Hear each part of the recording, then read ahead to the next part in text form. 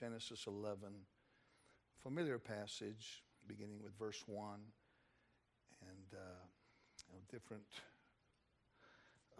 direction here than you might expect. Who knows? We'll just let the Lord order our steps. Una dirección un poco diferente a la que esperarías en estos versos familiares. Que se haga la voluntad de Dios.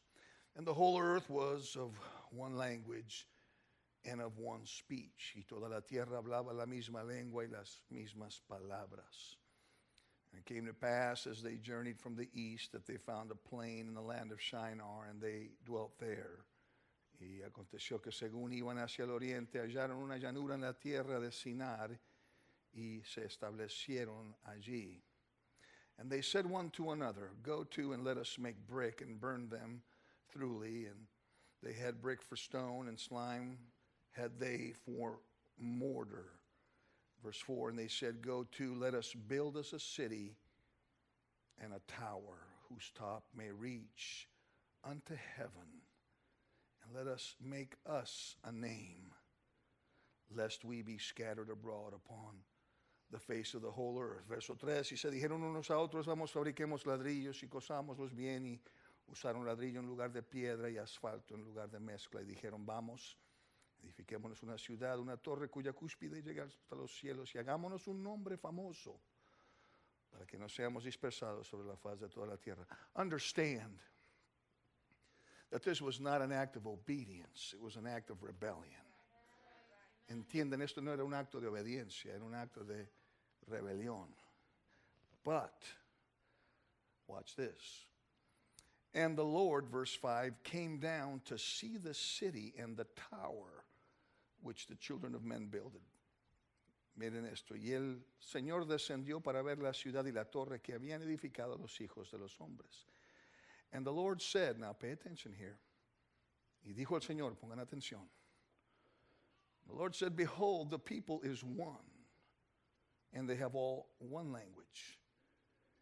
And this they begin to do, and now nothing will be restrained from them, which they have imagined to do. El Señor descendió para ver la ciudad y la torre que habían edificado los hijos de los hombres. Y dijo el Señor, aquí son un solo pueblo, y todos ellos tienen la misma lengua. Y esto lo han comenzado a hacer, y ahora nada de lo que se propongan hacer les será imposible. You can be seated in Jesus' name. Pueden sentarse en el nombre de Jesús.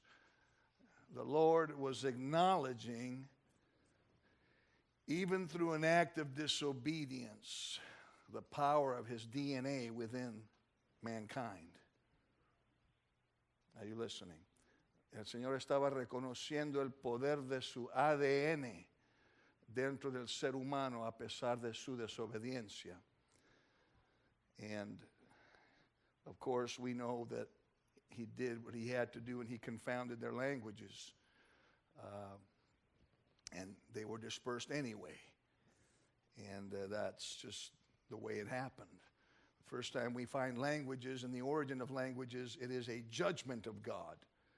The second time we find tongues and languages, it is the outpouring of God's Spirit to now unify a people.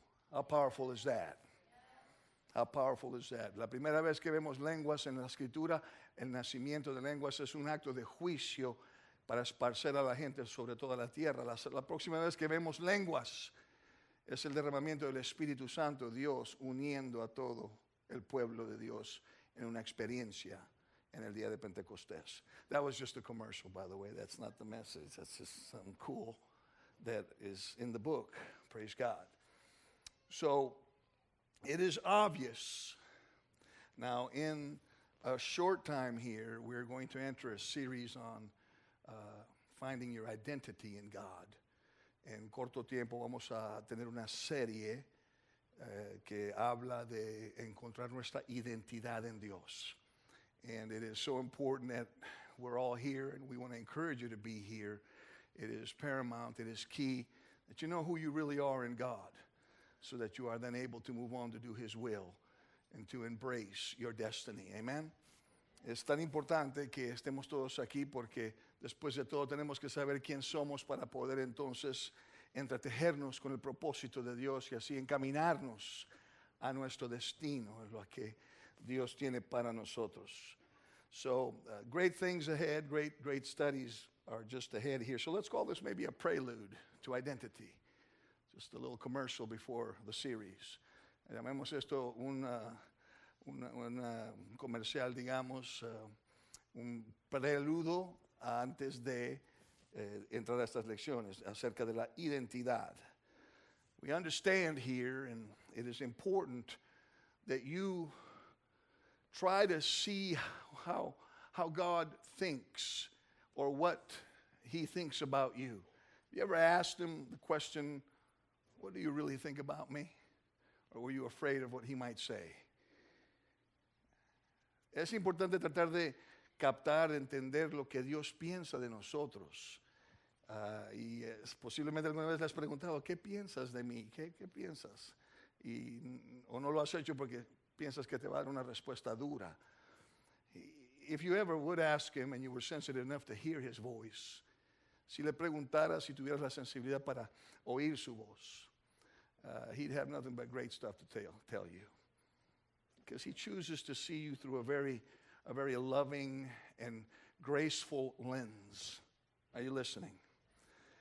Si le preguntaras si tuvieras la sensibilidad para oír su voz, él diría cosas maravillosas de ti, porque él te mira por un lente, por medio de un lente de un amor, una compasión y una gracia divina hermosa. He loves you. He loves you. Te ama. El Señor te ama. And he has great plans for you and I. Y tiene grandes planes para cada uno de nosotros. Part of understanding his plan is part of understanding who we are in him and how he sees us and embracing it and accepting it. Parte de poder hacer la voluntad de Dios y de ser parte de su plan es entender cómo él piensa de nosotros, cuáles son sus sentimientos y sus planes para nosotros. We're fearfully and wonderfully made. That's what the scripture says. And that means he took the time to put you together. He pulled out the jigsaw puzzle of your file and just opened up that box and started putting you together. He has created this beautiful panorama of your life and your destiny. El Señor tomó y dice la palabra que nosotros somos criados, somos formidables y maravillosas, dice la palabra, son tus obras. Nos tomó del archivo y sacó esa caja del rompecabezas y cada pieza la puso hasta que formó un panorama hermoso de lo que es tu vida y tu destino. So, I've been putting some miles on this engine over 30-something miles, 30-something years of mileage, and I'm seeing my life unfold as he puts the pieces together. And I'm still a work in progress. There's still a lot of pieces missing. But I've learned to accept stuff that the way he thinks and the way he operates and what he thinks about me, in spite of all of the fractures and all of the cracks and all of the junk. And we will all do well to let him try to get through to us. Amen. Más de 30 años que le he puesto millas a este motor que es mi vida con él y me he acostumbrado, he visto cosas que él ha hecho, maravillosas cosas. He aprendido a aceptar lo que él piensa de mí y muchos de nosotros debemos también considerar y permitirle que nos revele y aceptar lo que él piensa de cada uno de nosotros. You know, there's obviously a DNA in us that was placed when he breathed into our nostrils the breath of life. He put his DNA in us when he filled us with his spirit. Él puso un mecanismo de éxito dentro de nosotros cuando él sopló, cuando él respiró sobre nosotros el aliento de la vida, cuando nos infundió con su espíritu. And so his DNA resides in you. It is your responsibility to tap into that and to let it do what God intended that DNA to do. The struggle is a daily one between flesh and spirit. But we've got to let his DNA rise to the occasion. Amen. Y cuando él puso ese ADN dentro de nosotros, obviamente es nuestra responsabilidad activarlo, cultivarlo. La lucha es diaria entre carne y espíritu. Hay que dejar que el ADN de Dios señoree sobre nosotros. It is not his will for you to struggle in obscurity. His will is not some nebulous thing that you're not in some kind of a maze and God's just trying to let you figure your way through life. Your destiny is much clearer than that. We make it a maze because we constantly flow in and out of flesh and spirit. And we create problems for ourselves that God never intended for us to have. Are you listening? La voluntad de Dios, el plan de Dios para nosotros no es una nube oscura de confusión, no es como uno de esos trayectos donde uno tiene que encontrar su camino y a ver si puede salir de aquello. No es algo así, pero nosotros lo hacemos así porque entramos entre espíritu y carne y operamos entre espíritu y carne y creamos esa clase de ambiente. We create more confusion for ourselves than we need to in the matter of his will and our destiny. Nosotros creamos demasiada confusión en nuestra vida, mucho más de lo que debe existir. No debe existir ninguna, pero porque dejamos que la carne señoree y tome control muchas veces. And a lot of times what we'll try to do here, now listen to this. The Lord showed me this just a moment ago in my office. You know, there's been a lot of weather. I know you all got snow here on Sunday. Well, I was in Mississippi battling with tornadoes and the prince of the power of the air down there. You were dealing with Frosty over here. But either way, the Lord showed me something here. Mientras que ustedes luchaban con la nieve aquí, yo estaba luchando con tornados en Mississippi y con el príncipe del aire y ustedes aquí con Frosty. Pero, you see how I said Frosty? It's the same in English and Spanish. You want to say it with a Spanish accent? It's okay. Frosty. Same dude. Just anyway. The point is, you know, I saw rain in the horizon. I saw a rainbow. Reminded me of the covenant God made with Noah. Vi lluvia en el horizonte, vi un arco iris. Y me recordó del pacto que Dios hizo con Noé. But then the Lord showed me something. You know, we can try to create our own rainbow by bending the light that of the truth of his plan, of his revelation, of his presence. We can try to bend the light and create our own rainbow. Have you ever seen what happens when light hits a prism and the light is bent and what it reflects? It's not a true rainbow, it's a false rainbow. It's not a natural rainbow, but it can be done. But it's man-made. Have you ever done that? Have you ever seen that? You hit it with light and this rainbow comes out the other side. ¿Han visto alguna vez? El Señor me mostró que a veces nosotros tratamos de doblar la luz de su revelación, de su voluntad, de su presencia para formar nuestro propio arco iris. Y se puede hacer falsamente. Has tomado uno de esos triángulos de cristal donde le pegas con una luz blanca, pero lo que pasa es que refracta la luz y crea un arco iris falso. No es un arco iris natural, es falso. And we will take God's plan and we will try to bend the light of his will, of his revelation, and we will try to create a destiny that we feel is more to par with our plan. Are you listening here? And the reason why we do this is because we haven't understood who we really are. And so rather than allowing God to continue to create us and form us into his image and mold us into his image, we're trying to create God and form God into our image. Hello? That's heavy, right? That's heavy, but it's the truth. Y lo que pasa es que creamos un arco iris falso. Estamos tratando de tomar y en cambio de dejar que todo eso nos forme y nos encamine. El problema es que no sabemos quién somos y por eso estamos tratando de crear la persona y el destino que es más cómodo para nosotros. Y por eso tratamos de doblar toda la luz, tratamos de doblar todo ello para formar algo, un destino cómodo para nosotros. And we do it all the time. When God requires of us a sacrifice greater than we're willing to give, or he calls us to do something that is going to require that we step out of our comfort zone, quite often we're just going to activate our carnality, we're going to spiritualize it, and we're going to say, hey, God, how about this? And we're going to start bending the light, bending his will to accommodate ourselves.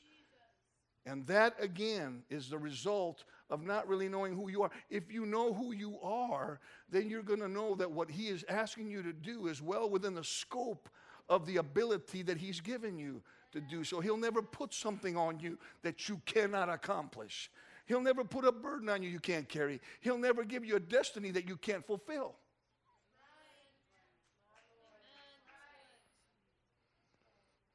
Sí.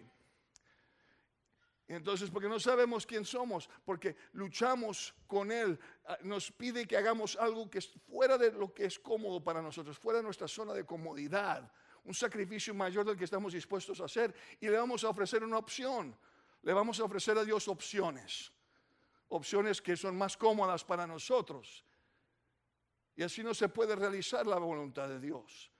Now, what God's wanting you to do is take who you are, understanding who you truly are, and then give him all of what you are. Give him everything, including your flaws, including your fractures, all of that. But give him your talent, give him your ability, give him everything that you are, and you bend it toward the light. Don't try to bend the light to accommodate your will. You bend it all and let the light hit it.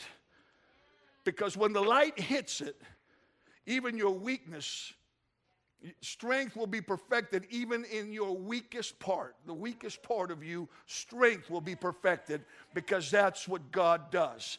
And this is why Paul said, I will rejoice in these things, even in my weakness, because I know that when I am weak, then am I strong. So you take the totality of who you are and you bend all of that toward the light. Let the light touch it, and that will equal destiny for you.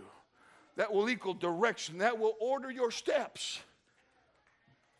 Lo que tenemos que hacer es lo opuesto. Toma todo lo que eres, considerando tus faltas y fracturas y todas tus flaquezas, y dóblalas para que se expongan a la luz y deja que la luz las toque. Y cuando la luz las toca, entonces se establecen tus pasos, se ordenan tus pasos, con flaqueza y todo, y hasta puedes declarar como Pablo que su fuerza se perfecciona aún en nuestras flaquezas. By the way, that's in 2 Corinthians chapter 12, in case you're wondering or need a book and a chapter and verse. Segunda de Corintios 12, si necesitas capítulo y verso. Read it. It's amazing what Paul says. We have to move beyond that grasshopper mentality that is the result of really not knowing who we are. Tenemos que movernos más allá de esa mentalidad de langosta que declara que no sabemos quién somos. It's amazing to me, and I allude to Israel a lot because their destiny was sealed by the high and lofty one that inhabits eternity. El destino de Israel, y me la menciono mucho a esta nación, porque su destino fue sellado por el Altísimo que habita la eternidad. Do you understand what that means? God had tried to convey to them from the beginning, look, you guys, I dwelt in your past, I dwell in your present, and I dwell in your future, and I've already set it for you. I'm just wanting you to walk into it so you can meet me there too. He does not live in a clock or in a zone, a time zone. He inhabits eternity, your eternity. So your destiny is settled. But you've got to know who you are to be able to embrace it. Hello. El Altísimo que habita la eternidad les estaba declarando, ya sellé tu destino.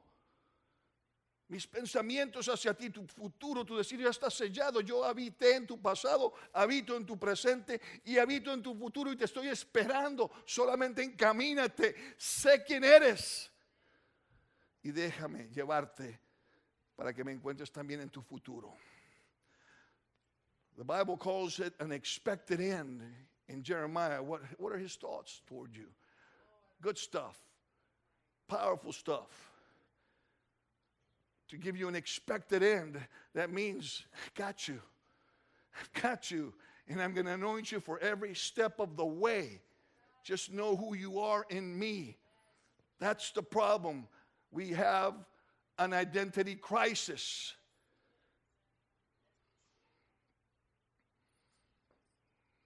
We listen to other voices that tell us what we're not,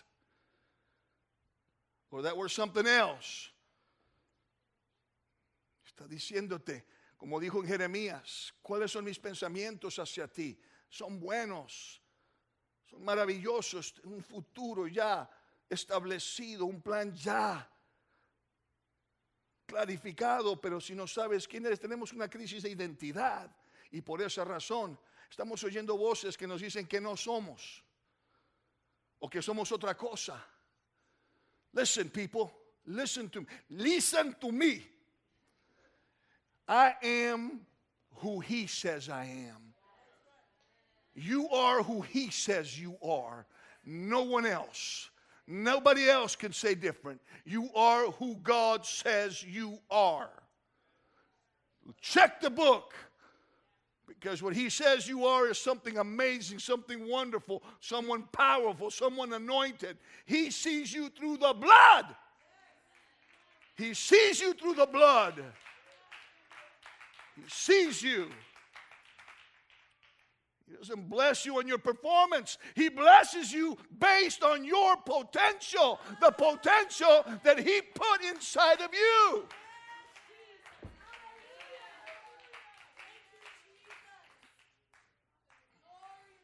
Tienes que ver, tienes que entender, tú eres quien Él dice que eres. Lo que Él declaró que eres, eso es lo que tú eres. Porque Él te ve por medio del filtro de su sangre divina. Él no te bendice basado en lo que hagas o no puedas hacer.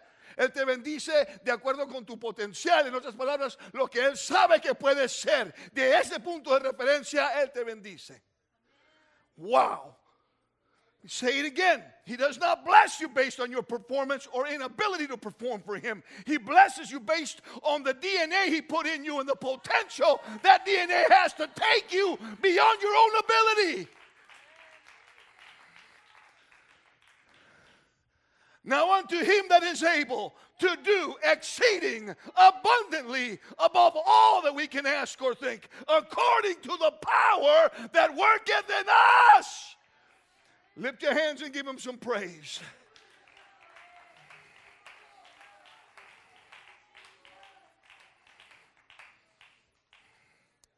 Dice la palabra, y aquel que es poderoso para hacer todo, mucho más abundantemente de lo que pedimos o entendemos, según el poder que obra en nosotros.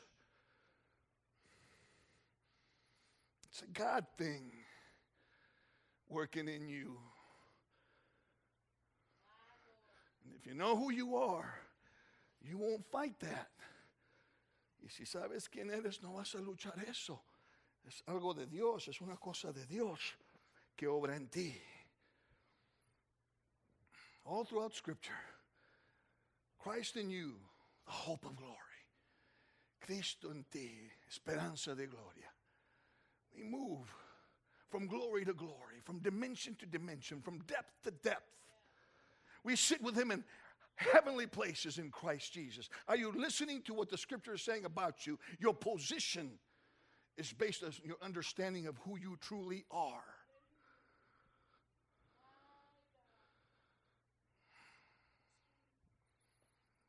Toda la Escritura lo declara, punto por punto. De gloria en gloria vamos con él. Sentado con él en lugares celestiales. Profundo a lo profundo, dimensión a dimensión. Nos está declarando nuestra posición, y tu posición se determina cuando entiendes quién eres en él.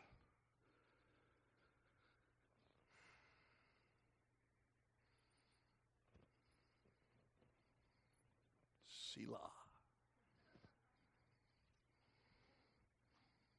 Selah. Selah. Hebrews 11. Hebreos 11.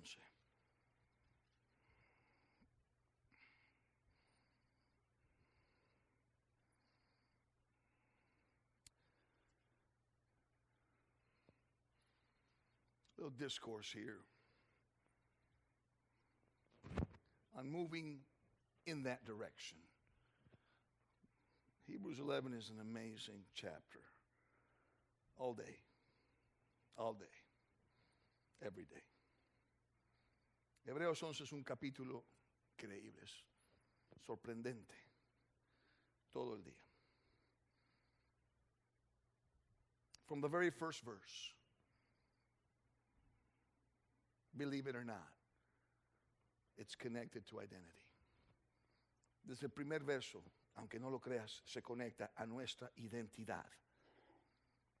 Now faith is the substance of things hoped for, the evidence of things not seen. Ahora bien, la fe es la certeza de lo que se espera, la convicción de lo que no se ve. The ability to see the things that are not as if they were already is a standard of understanding who you are. It's a standard that comes when you understand who you are. You cannot see the things that are not as if they were without knowing who you are. La capacidad de ver las cosas que no son como si fuesen es una norma, es un principio que solamente se puede captar y aplicar si sabemos quién somos. Si no sabes quién eres, eso no es posible para ti. Get a little ahead of myself here, but what does it take to engage and to become and to understand who you are? ¿Qué se requiere para poder asimilar, para poder llegar a entender quién somos? For by it the elders obtained a good report. Porque por ella recibieron aprobación los antiguos. Through faith we understand that the worlds were framed by the word of God, so that the things which are seen were not made of things which do appear. Por la fe entendemos que el universo fue preparado, constituido por la palabra de Dios, de modo que lo que se ve no fue hecho de cosas visibles. And I'm losing some of you there, because you're still trying to reason this stuff out. Todavía estás tratando de razonarlo. Faith is not about reason. La fe no se trata de razonar. But here we go. 4 characters here that teach us a lesson in finding our identity. 4 caracteres, 4 individuos aquí que nos enseñan lecciones acerca de llegar a entender quién somos. By faith, Abel offered unto God a more excellent sacrifice than Cain, by which he obtained witness that he was righteous, God testifying of his gifts or his sacrifice, and by it he being dead yet speaketh.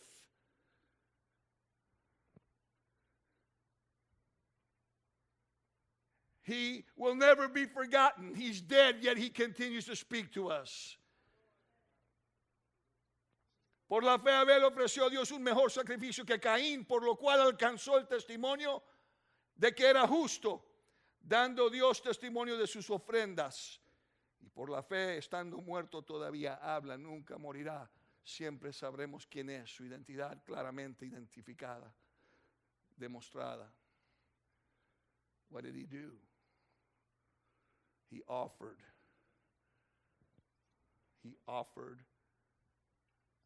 the sacrifice that God expected. Ofreció el sacrificio que Dios esperaba de él.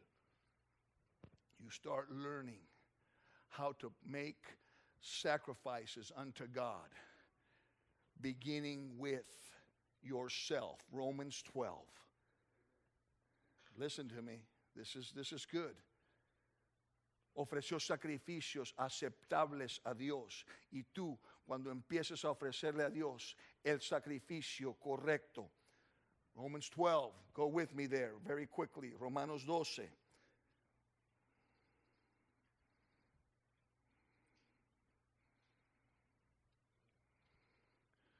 I beseech you, therefore, brethren, by the mercies of God, that you present your bodies a living sacrifice, holy, acceptable unto God, which is your reasonable service. I'm going to tell you something right now. I'm going to give you a revelation about that verse.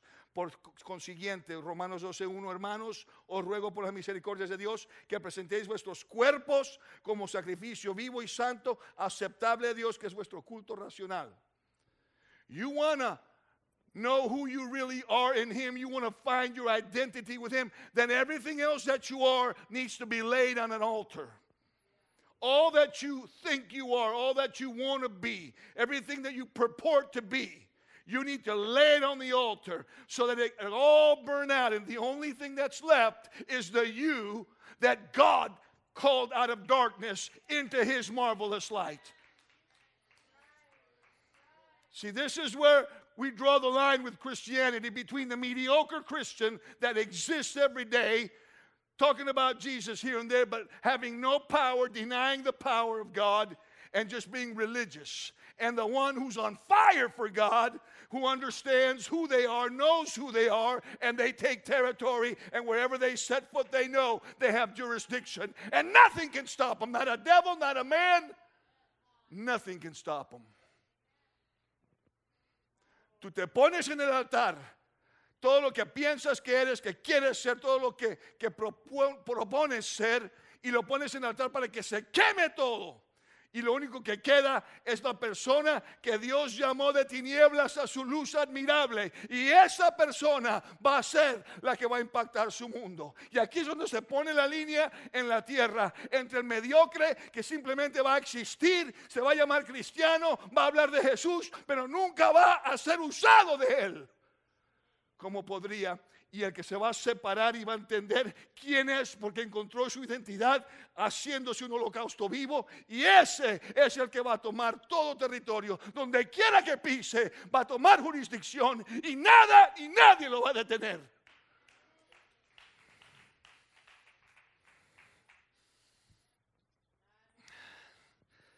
This is good stuff, people.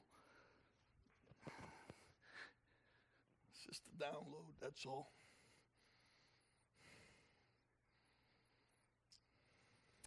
Back to Hebrews 11. Otra vez Hebreos 11.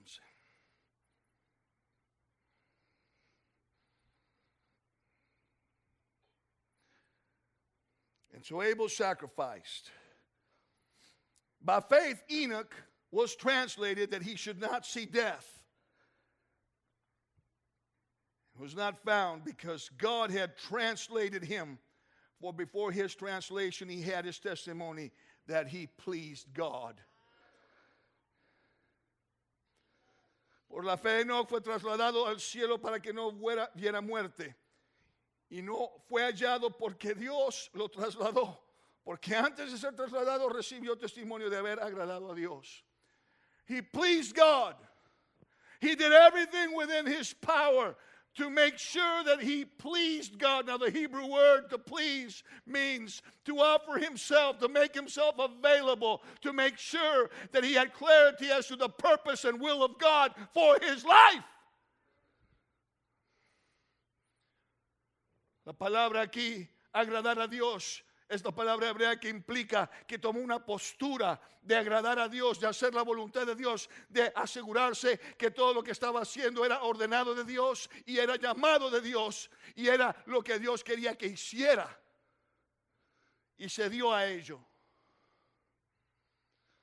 And so the word translated here also has another root. Y la palabra trasladado aquí, you know, it's a type of rapture, it's a type of a lot of stuff. He didn't see death. Es tipología del rapto de la iglesia, es tipología de que no vio muerte y todo eso. But to be translated also means to be ushered into the place you're supposed to be, the identity that God determined for you from the foundation of the earth.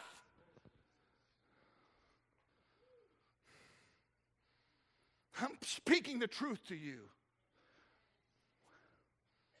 Pero trasladar también implica que ser movido de una posición a la posición o a la identidad que Dios estableció para tu vida desde el fundamento del mundo. None of you ended up in this place by coincidence. Your steps were ordered because you've been on a journey to find out who you truly are in God. And He brought you to this address to further this thing, to further give you revelation. Nadie llegó aquí por coincidencia. El Señor te trajo aquí porque tú has estado en una jornada buscando quién eres. Y te trajo aquí para ayudarte en ese camino, en esa jornada, a establecer quién eres verdaderamente en Él. Just like the baptism. They were baptized into John's baptism. And then what happened? There shows up Paul. Why? To give him the rest of the story. Paul was the Paul Harvey of the New Testament church.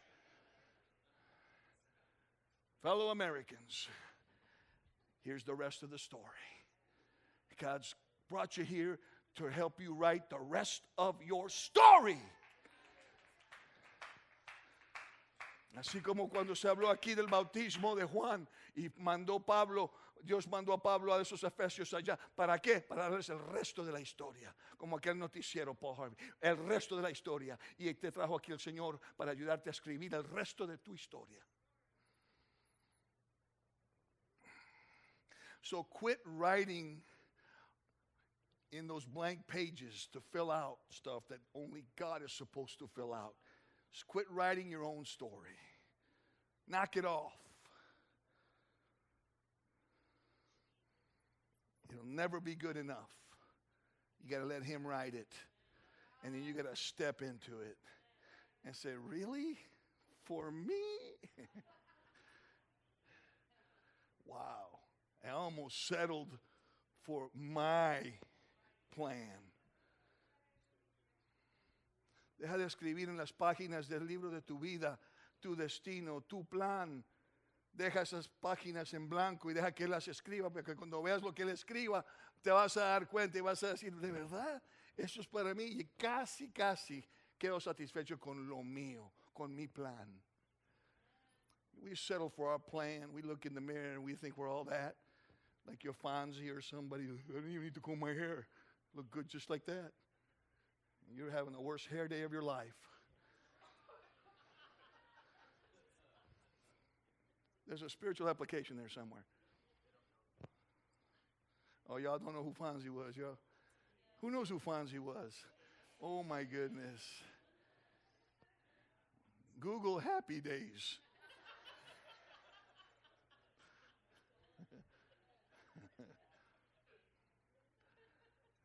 I'm really looking old now, aren't I? Yeah.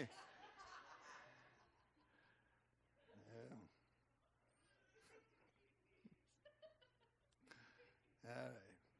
Focus, people, focus. I'm speaking the truth to you. So, Abel sacrificed, and Enoch pleased God. Forget what we've been talking about here. Y Abel sacrificó, y Enoch agradó a Dios. Move down. By faith, verse 7, Noah, being warned of God of things not seen as yet, moved with fear,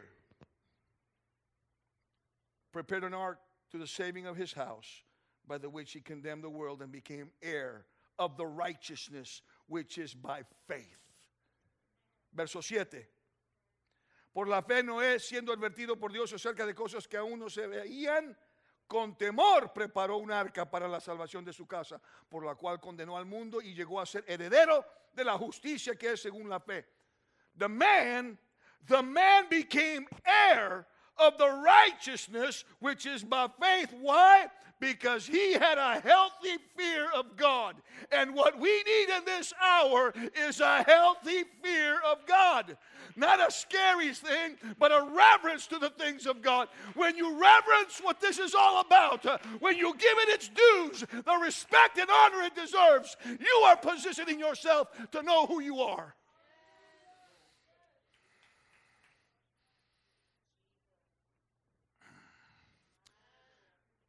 ¿Cómo fue heredero él? De la justicia que es según la fe. ¿Cómo pudo heredarlo? Porque él tenía un temor saludable del Señor. Y lo que necesitamos es un avivamiento del temor de Dios. No un temor de miedo de que vaya a hacernos algo. Una reverencia, un respeto por las cosas de Dios. Una reverencia a todo esto que llamamos la presencia de Dios. Y honrarle. Y en ello se encuentra la identidad.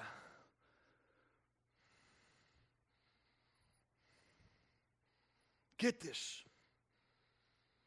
And then, by faith, Abraham, when he was called to go out into a place which he should have to receive for an inheritance, obeyed. And he went out, not knowing whither he went. In other words, he went and he didn't even know where he was going. God said, go, and he just closed his eyes and started walking.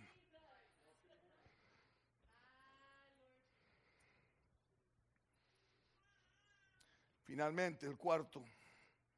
Por la fe, Abraham, al ser llamado, obedeció, saliendo para un lugar que había de recibir como herencia, y salió sin saber a dónde iba. Cerró los ojos y caminó ciegamente. He just went. A blind obedience.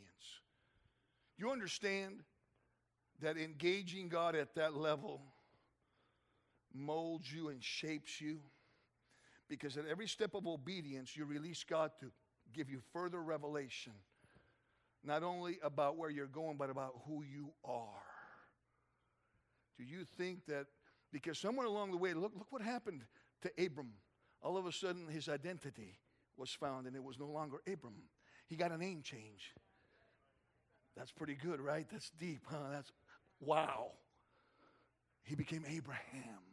He found his identity through obedience. Man, that was a pretty cool download. ¿Qué pasó con Abraham? Salió obedeciendo. Y no solamente cada vez que tomaba un paso de obediencia, Dios le revelaba más del destino. Pero acuérdense lo que le pasó. Encaminándose en esa obediencia, cambió su nombre de Abraham a Abraham. Encontró su identidad. Israel, Jacob wrestled along the journey of obedience until he got his name changed. At the water, at the brook. You're no longer Jacob, you are Israel. How many are ready for a name change to get your true identity? Let's stand together right now. I want you to lift your hands. Jacob luchó y en aquellas orillas de las aguas cambió su nombre de Jacob a Israel. ¿Cuántos están listos para un cambio de nombre? How many are ready to embrace identity? Listen. You got to sacrifice, you got to please God, you got to move in godly fear, and you have to have blind obedience. Quieres que se cambie tu nombre, quieres encontrar tu identidad, tienes que sacrificar en realidad y en verdad. Tienes que agradar a Dios, tienes que tener ese temor de Dios y tienes que tener esa obediencia ciega. Come on, lift your hands right now.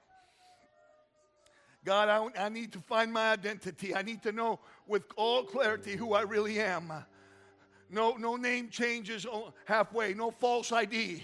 I'm not going to have false ID in this journey. I am going to be who you say I am, God. Whatever sacrifice you require. Lord, I am going to do it, God. I want to please you. I want to please you. I want to position myself to do your exact will. Quiero tomar una posición, Señor. Quiero ofrecer el sacrificio correcto y aceptable. Quiero, Señor, agradarte en todo lo que tenga que hacer, agradarte, Señor, tomar esa posición y postura correcta. Señor, quiero cultivar ese temor de Dios, esa reverencia, ese respeto. And Lord, I want to obey blindly like Abraham.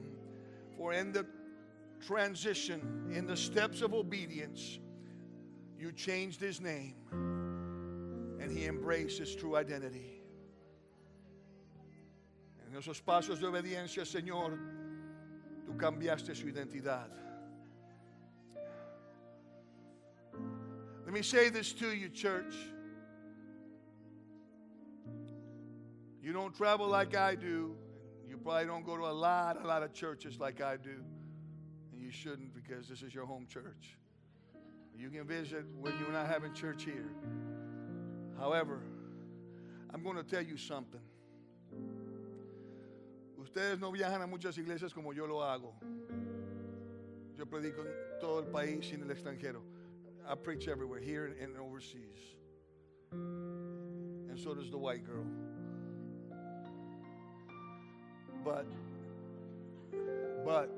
that's not you, Tiana, that's her.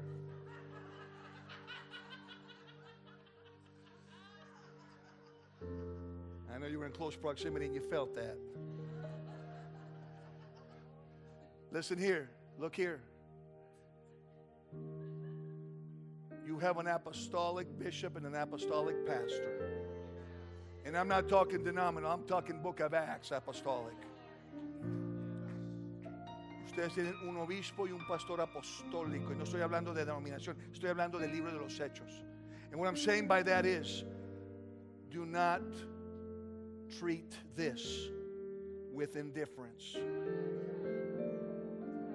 Do not ever treat it with indifference, because you don't get this just anywhere.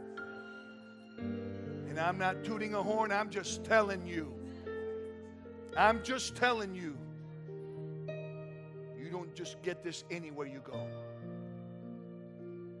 So do not treat it with indifference or apathy. Do not take it for granted. Don't come here all puffed up and see what God will do next. You be a part of and a cause of the move of God by knowing who you are and obediently flowing with Him. No tomes esto por dado, no lo mires con indiferencia, porque esto que tienes aquí no se encuentra en cualquier iglesia o en cualquier lugar. Y lo digo humildemente, pero es la verdad. No lo tomes por dado. No lo trates con orgullo. Simplemente sé parte de lo que está pasando aquí. Sé causa por tu obediencia y sacrificio.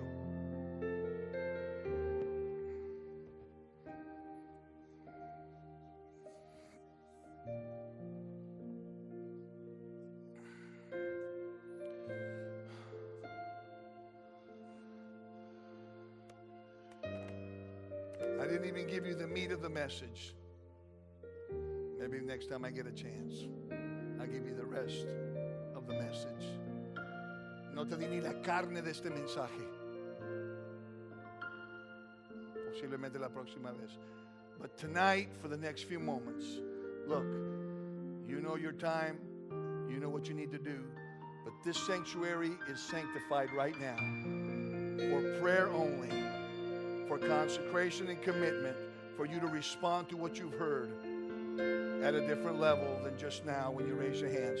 The altar is open. This is your service. I want no visiting or carrying on in here. You can go downstairs for that if God's done with you.